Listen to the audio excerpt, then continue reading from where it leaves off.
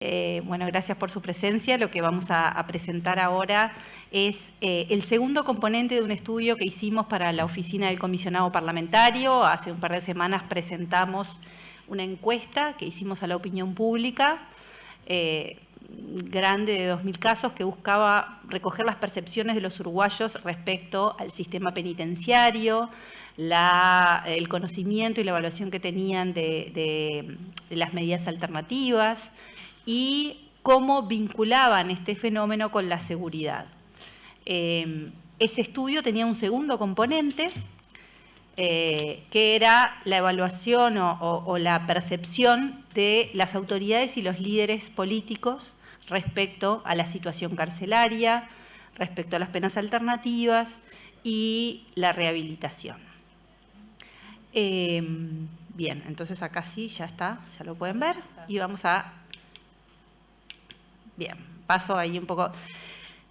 El primer elemento a resaltar es que cuando Naciones Unidas y la Oficina del Comisionado Parlamentario nos invitó a hacer esta investigación, la pata institucional y política era una pata ambiciosa, porque no sabíamos hasta dónde íbamos a poder llegar, y logramos recolectar la opinión de 65 personas desde el Ministerio del Interior. Ahí hay una lista, si quieren la pueden... gente del Ministerio del Interior, del INR, del INISA, de OSLA, de DINALI, del MIDES, al excomisionado parlamentario, eso desde la pata de las autoridades, también de ACE, al área vinculada a cárceles y a salud mental, 6 parlamentarios de la oposición y 6 parlamentarios de la coalición, que estaban vinculados a las comisiones o a las áreas de trabajo en el Parlamento de cárceles, del Instituto Nacional de Derechos Humanos, los técnicos de ACE, y también académicos y abogados que trabajan en el área privada, uno de cada universidad, pero a la vez todos tenían también una pata, eran abogados en el área privada, ONGs que trabajan con el tema carcelario, y luego el componente más técnico, que eran los jueces, los fiscales y los abogados. Ahí, desde una ministra de la Suprema Corte hasta el fiscal general, hasta jueces y abogados defensores y fiscales que trabajan en todo el país, ¿sí? Así llegamos a cubrir 65 personas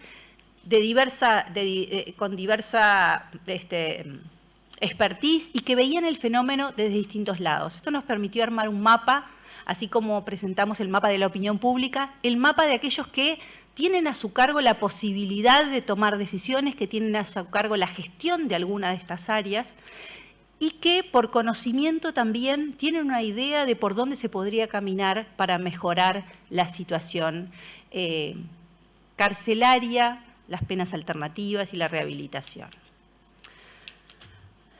Lo que vamos a contarles es alguna de las síntesis que fuimos encontrando en esta investigación.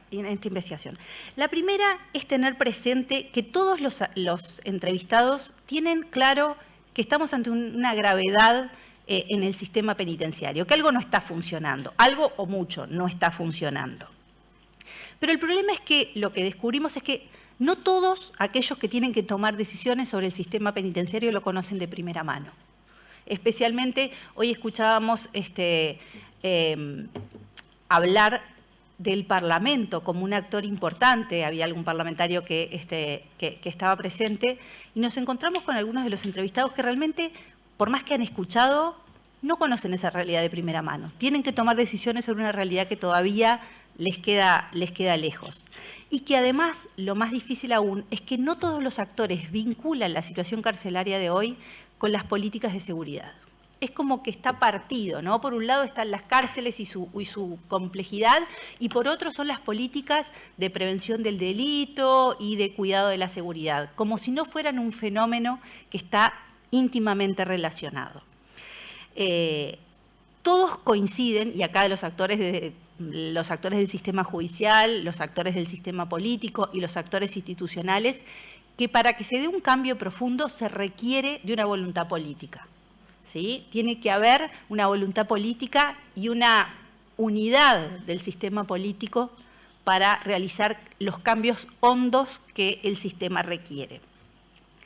Pero también todos se escudan en la idea de que el problema es que la opinión pública tiene una visión muy parcial y muy punitivista, ¿sí? La excusa que tiene, sobre todo el sistema político, pero también muchos del sistema judicial, es que la opinión pública quiere cárcel para todos los delitos y no le importa lo que pase ahí.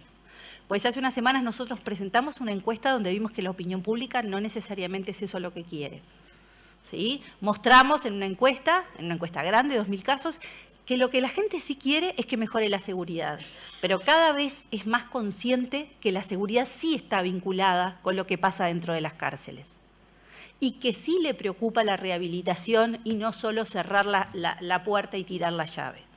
Entonces, esa excusa que muchas veces utiliza el sistema político para no encarar el tema, en realidad no estaba apoyado en una realidad actual de lo que es la opinión pública. Entonces, el primer elemento que recogíamos de esta investigación, así es, que venga Lucía. Bueno. Perdón, pero estábamos solos acá, necesitábamos apoyo. Bien. ¿Cómo estás? Entonces, de parte de muchos de estos actores, lo que había era un reclamo de que esta percepción de la opinión pública llegara a destino, que realmente se lograra hacer entender al sistema político y a los que tienen que decidir que la opinión pública no necesariamente está en el estado que muchos componentes del sistema político creen. Entonces, hoy veíamos que había un diagnóstico de un problema que es compartido, de unas consecuencias sobre la seguridad que no son compartidas, ¿sí? Que no es percibido. Solo unos pocos parlamentarios o actores del sistema perciben esa conexión que yo les decía tan grande entre la seguridad y lo que pasa dentro de las cárceles. Y esos pocos que lo perciben, que son muy dramáticos, ¿sí? O muy realistas, más que dramáticos, perdón, porque es eso, muy realistas, dicen, bueno, en realidad estamos ante una bomba de tiempo, ¿no? Lo que está pasando en el sistema carcelario es un fenómeno que estamos viendo las consecuencias, ¿no? Que tiene un impacto mucho más grande del que nos imaginamos, ¿sí? Una autoridad del INR me decía, lo que pasa es que las cárceles no son ajenas a la sociedad, lo que pasa en la sociedad se traslada a las cárceles. Y yo le digo al revés, lo que pasa es que la sociedad no es ajena a lo que pasa en las cárceles, lo que pasa en las cárceles también se traslada a la sociedad, ¿no? Y muchos de los fenómenos que hoy estamos viendo de cambio en el delito tienen que ver con ese cambio que se está dando también en el sistema carcelario y que se está dando afuera de un avance del narcotráfico y de nuevos modos de delinquir que todavía nos tiene sorprendidos, ¿no? No podemos ponerle nombre a las cosas que están pasando. Esta minoría es la más contundente de decir, el Uruguay no va a mejorar en seguridad si no se atiende lo que pasa en el sistema carcelario. No hay política de seguridad que tenga efectos positivos si no se trabaja con lo que pasa en el sistema penitenciario, no solo carcelario. Porque además se reconoce que las cárceles no tienen la estructura que requiere para la complejidad del delito de hoy, para las personas que llegan a la cárcel. No están preparadas para recibir los fenómenos nuevos sociales que veíamos hoy en las presentaciones que se dan en esa población carcelaria.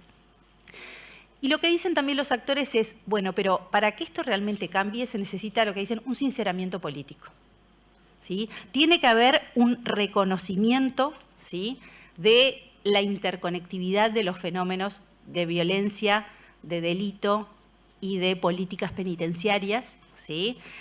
Un sinceramiento de la incapacidad que se tiene de afrontar el problema unilateralmente, tocando solo uno de los aspectos. Y para esto es clave, ¿sí?, ayudar a los decisores, al sistema político, por eso es tan importante que Lucía esté acá, a enfrentar y a poder proponer cosas distintas de las que se están proponiendo hasta ahora. Es indispensable un cambio de estrategia, dicen los actores, ¿sí? Y es un cambio de estrategia que va a requerir de recursos económicos y recursos humanos. El sistema como está para cambiar requiere de una inyección de recursos, pero no más de lo mismo, sino con otra cabeza y con otra estrategia. Algunos hablan casi de un trabajo de evangelización que hay que hacer para lograr conseguir el cambio de cabeza que permita este cambio estratégico. Hoy decían, la importancia, Clara Musto nos mostraba el impacto de la sociedad, en las cárceles y de las cárceles en la sociedad, ¿no? Cómo son esas poblaciones. Hoy las cárceles, dicho por las propias autoridades que nos cuentan, reciben una población que ha sido expulsada del sistema educativo, que tiene muy pocos estudios formales y que requiere de apoyo en eso para avanzar, con un alto consumo de drogas, de sustancias. La población que entra tiene un nivel muy alto de consumo que se intensifica dentro de la cárcel y que por arte de magia no va a cambiar cuando salga. Lo que sale es peor en ese aspecto, por lo menos, de lo que entró. No hay en las cárceles una política de tratamiento de adicciones que logre el efecto que se necesita, que es apartar de esa realidad a las personas que entran. Las cárceles se encuentran con un clima de violencia cada vez más alto, que viene de lo que pasa afuera, de una intensificación de la violencia, Clara lo contaba, en la vida familiar y cotidiana de las personas, una pérdida de hábitos de trabajo, ¿no? Relatado por las propias autoridades carcelarias, dice, nos encontramos con hasta 3 generaciones de personas que en su familia nadie trabajó. Han estado vinculadas al mundo del delito, pero sin hábitos de trabajo, porque además son 3 generaciones muy cerquitas, ¿no? A veces, no me acuerdo si era el director del INR, decía, tengo al abuelo, al padre y al hijo en la cárcel, ¿no? Todos con 16 años de diferencia, pero están todos ahí y hablamos de tercera generación. Y el consabido deterioro de la salud física y mental de esta población. Por esa realidad, por ese consumo de droga, por ese deterioro, también se ve en lo físico y en el estado de salud física y mental de la población carcelaria.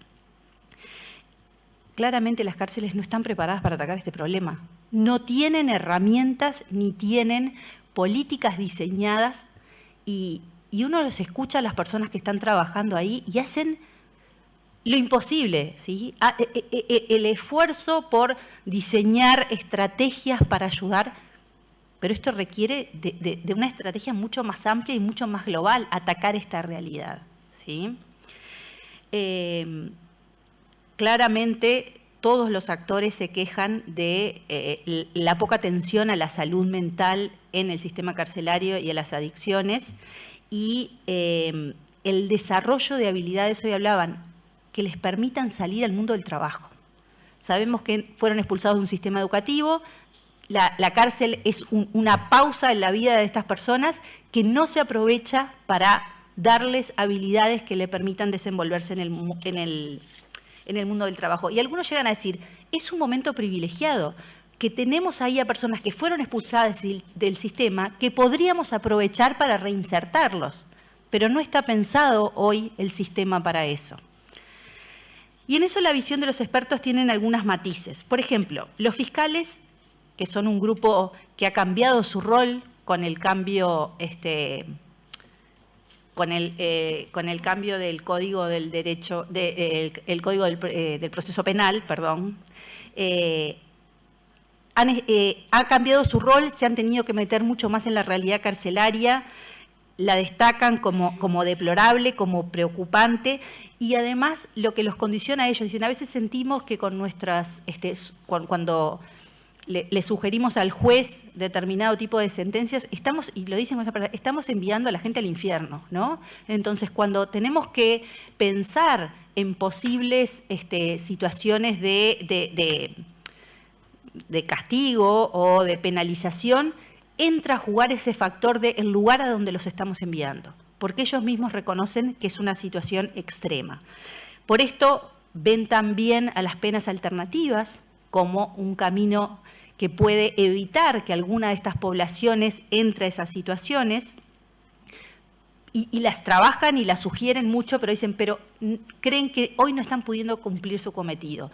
No porque aquellos actores que tienen que hacer su trabajo no lo hagan, porque aquellos que están trabajando con el seguimiento de las personas con penas alternativas están desbordados, ¿sí? Porque las posibilidades de penas alternativas a cumplir son limitadas, pero por otro lado dicen, las utilizamos igual porque creemos que el otro camino para alguna población es mucho más dramático. Algunos hablan, es un camino sin retorno. Una vez que se entra ahí, lo que pasa ahí y la persona que sale de ahí no es la misma y no es mejor que la que entró.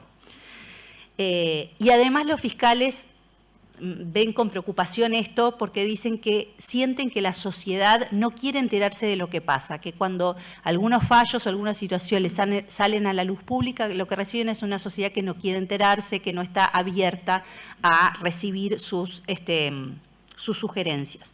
Por otro lado estaban los abogados públicos, con los que también trabajamos bastante, también una población muy castigada. Todo el sistema considera que los abogados públicos están desbordados, que hacen lo mejor que pueden, pero que no tienen hoy los recursos para hacer bien su trabajo. Reclaman también ellos el uso de penas alternativas para un montón de personas a las que tienen que defender, que también intentan evitar que entren al sistema penitenciario por las mismas razones que los fiscales, y son muy duros cuando dicen lo que termina pasando en Uruguay es que la justicia no funciona igual para todos. Y lo dicen aquellos que están en el sistema de justicia.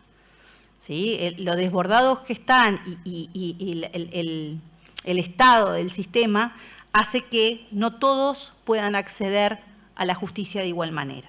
Los jueces, por el nuevo código del sistema, del proceso penal, los jueces están alejados de las cárceles, se han ido alejando, si bien reciben información, reciben noticias, sienten que el sistema hoy los pone en otro lugar, pero en definitiva se sienten muy responsables porque son los últimos en dictar sentencia y hacer que las personas terminen en determinados lugares, y eso les pesa. Por eso ellos ven con muy buenos ojos las medidas alternativas, pero también creen que no son eficientes, que no están resultando para cumplir los objetivos que tienen. Los abogados privados y los académicos, que también formaron parte de esta investigación, ven el problema desde dos aspectos. En un aspecto teórico dicen que Uruguay está atrasado en las políticas penitenciarias y el abordaje de este sistema. En el mundo ya se va por otros lados. De esto, bueno, Juan Miguel nos ha hablado bastante sobre ese tema y nos ha puesto ejemplos, y se está tratando de aprender un poco de lo que sucede. Pero estos académicos ven claramente que Uruguay en esto se ha quedado atrasado. Y además reconocen a las cárceles, ellos hablan de una escuela del delito, ¿sí? Creen que ahí, por todo esto que mencionamos, es un ámbito donde se reproduce el delito. Yo no he avanzado, perdón. Ahí están, no. Donde se reproduce el delito, donde incluso para ellos que lo ven de cerca, porque muchos tienen sus defendidos dentro de la cárcel, hablan de que se cocinan, como dicen ellos, escuelas del delito donde las bandas van desarrollando sus propios grupos, donde reclutan, incluso no solo desde Uruguay, ¿no? Entonces miran con preocupación el sistema y hablan de conceptos que deberían introducirse como la justicia terapéutica y la justicia restaurativa, conceptos que en el mundo funcionan y que acá no se pueden abordar, no se llegan a abordar. También entrevistamos a periodistas que ven con preocupación también el sistema, periodistas vinculados al área de seguridad y políticas carcelarias. Son los más duros con el sistema político, dicen que el sistema político está haciendo la vista gorda a un montón de cosas que están pasando o no está queriendo enterarse.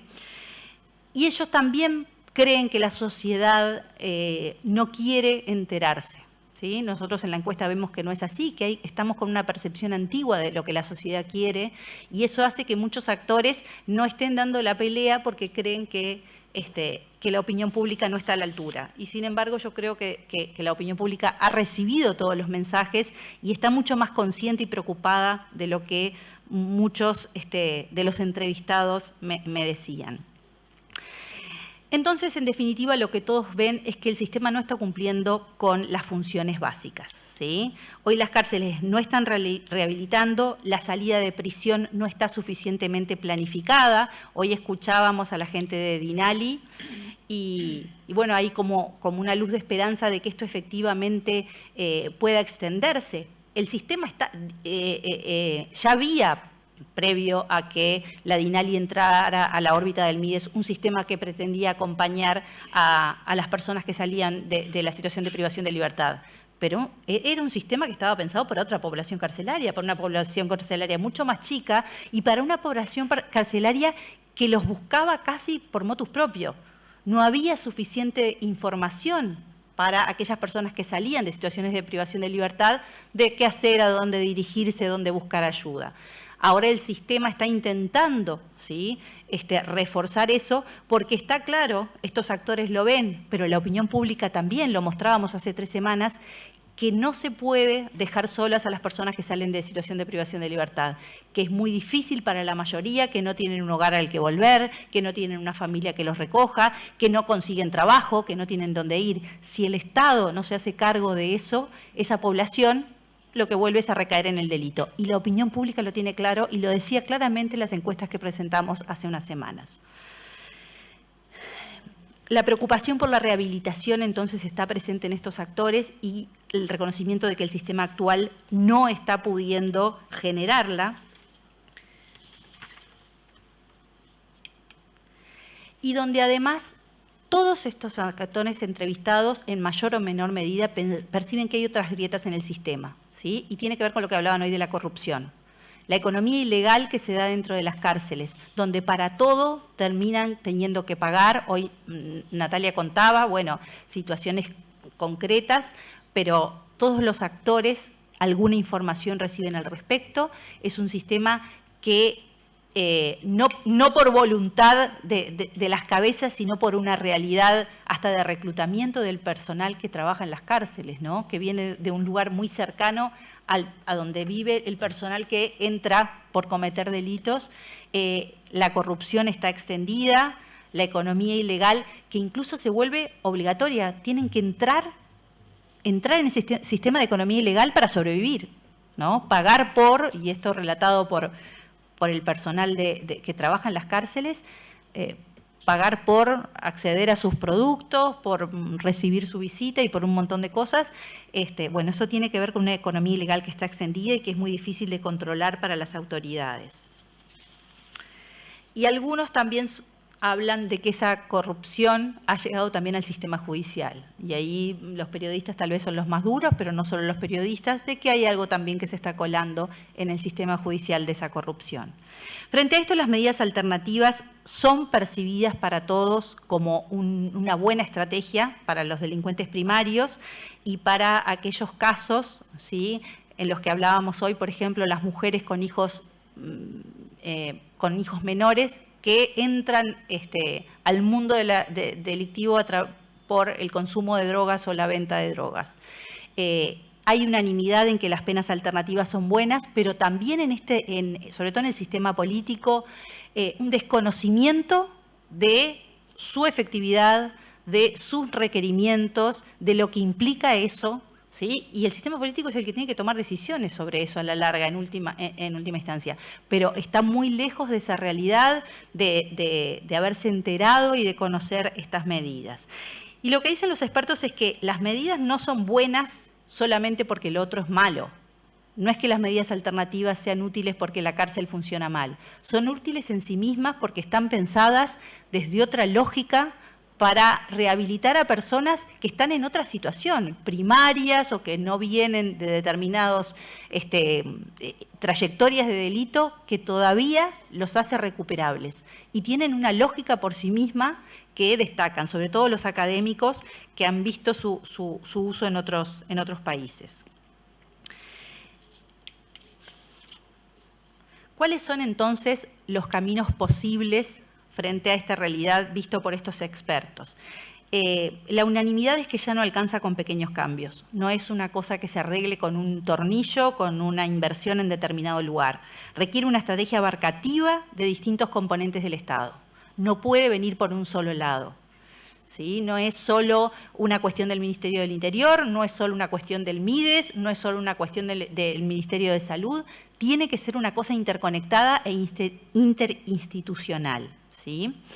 Y requiere, para que sea efectiva también, cambiar el eje del discurso. O sea, si bien todos reconocen que la situación carcelaria es humanamente dramática, el cambio, para que todas las cabezas se pongan en sintonía, no debería venir desde ese discurso, sino desde la única manera de mejorar la seguridad en Uruguay es atacar y mejorar el sistema penitenciario. ¿Sí? Porque en el otro ya hemos escuchado infinidad de testimonios y de relatos y no está siendo efectivo. Sin embargo, la preocupación por la seguridad parece generar más unanimidad y su interconexión es lo que ayudaría a que todos por lo menos caminaran por el mismo camino. Eso implica ayudar a que el sistema comprenda la interconectividad. La opinión pública en su mayoría ya lo entendió. Es el sistema político ahora el que tiene que tomar las riendas. Y para que esto funcione es necesario contar con cifras reales. Parece mentira, pero las cifras son una cosa que en este sistema están escaseando. Cuando uno pregunta, bueno, ¿cuál es la tasa de rehabilitación? No hay cifras. ¿Cuál es la tasa de efectividad de las medidas alternativas? No hay cifras. Y no porque los actores no se desvivan para tratar de contarlas. El sistema no tiene un elemento que les permita juntar esas cifras y poder hablar. Cuando en algunos centros penitenciarios se hacen cosas impresionantes, que se logran mejoras, no hay cifras de su efectividad. Y sin esas cifras no se pueden definir políticas. Las políticas públicas se definen teniendo mediciones de los resultados, del impacto. Y en Uruguay no hay. Entonces, el primer camino también en ese sinceramiento que hablábamos hoy es que las cosas se puedan medir. Y que se puedan medir lugar por lugar y momento por momento. Hoy por hoy tenemos todas las herramientas para medir. La tecnología está, ¿sí? Lo que hay que hacer es poner recursos, porque todo depende de los recursos, para eso. Y no con los recursos que ya están, porque los recursos que ya están desbordados. Una de las cosas que recogí en todas las, tanto en el INR, INISA, OSLA, todas las siglas, también algo del INAU, están desbordados. O sea, lo que hay está desbordado en un sistema que además no da los resultados esperados, con lo cual, yo digo, emocionalmente desbordados también. Para esto es fundamental entonces cambiar el discurso, cambiar los argumentos, cambiar la carátula de la carpeta y dejar que sea la preocupación por la seguridad en el Uruguay en todas sus dimensiones lo que lleve adelante el cambio. Los aportes a una política de seguridad tiene que ser el título, ¿sí?, de esta nueva visión de la realidad. Y para esto se requiere de consensos políticos. Si no hay consenso político, el sistema penitenciario no se va a cambiar. ¿Sí? Ayer presentábamos una encuesta en Telemundo que hablaba de que casi 9 de 10 uruguayos consideran que el sistema político debería acordar, aunque eso implique a cada una de las partes, ceder en algo de sus propuestas. ¿Sí? Y está muy interconectado con esto. Es imposible si no hay, sí, ya estoy terminando, si no hay un acuerdo político. Y uno ve que dentro de todo el sistema penitenciario y el sistema judicial también hay un deseo de colaborar en ese acuerdo, de aportar para que ese acuerdo efectivamente se llegue. Además de eso, implica también un reperfilamiento de políticas hacia la rehabilitación. También lo mostrábamos en la encuesta de hace unas semanas. La mayoría de los uruguayos cree que el Estado debe invertir en rehabilitación y esto también se recoge de las 65 entrevistas que se hicieron. Aún dentro de todos los sectores políticos y dentro de todas las áreas, la inversión en rehabilitación es fundamental porque se puede rehabilitar a muchas de las personas que están pasando por el sistema carcelario. Algunos de las sugerencias también venían, y aparece acá un tema muy discutido que tiene que ver con el Ministerio de Justicia, con un supraorganismo que logre coordinar, ¿sí?, los esfuerzos. Hoy ya hay una parte del Ministerio del Interior que cede al MIDES con las políticas de los liberados. Bueno, hay otros componentes del Ministerio del Interior que también deberían salir de su órbita, según muchos de los entrevistados, porque el Ministerio del Interior tiene una preparación y una visión para la prevención del delito y para el castigo del delito, pero no para la rehabilitación del delito, que es una etapa distinta que requiere de habilidades, de saberes y de capacidades distintas.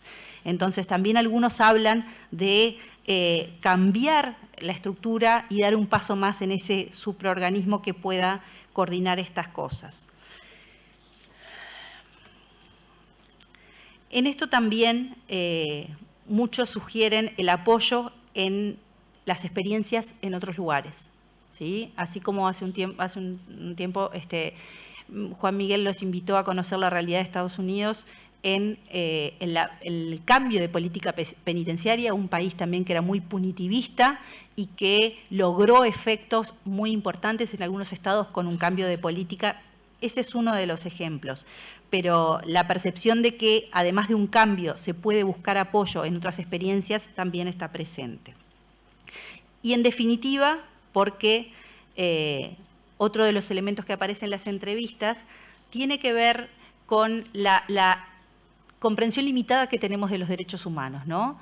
A veces cuando hablamos de derechos humanos nos referimos a lo que pasa, la situación que pasa dentro de las cárceles y que es dramática y que hay que cambiarla. Pero también la seguridad es un derecho humano, también la educación es un derecho humano, también la capacitación para el mundo del trabajo. Entonces, si uno aborda este cambio del sistema desde esa perspectiva, la interconectividad y la búsqueda de efectividad en algo más que no sea solo castigar el delito, termina siendo a la larga tal vez más efectiva que lo que se viene haciendo hasta ahora. Bien. Todo tuyo. Así es. Todo tuyo.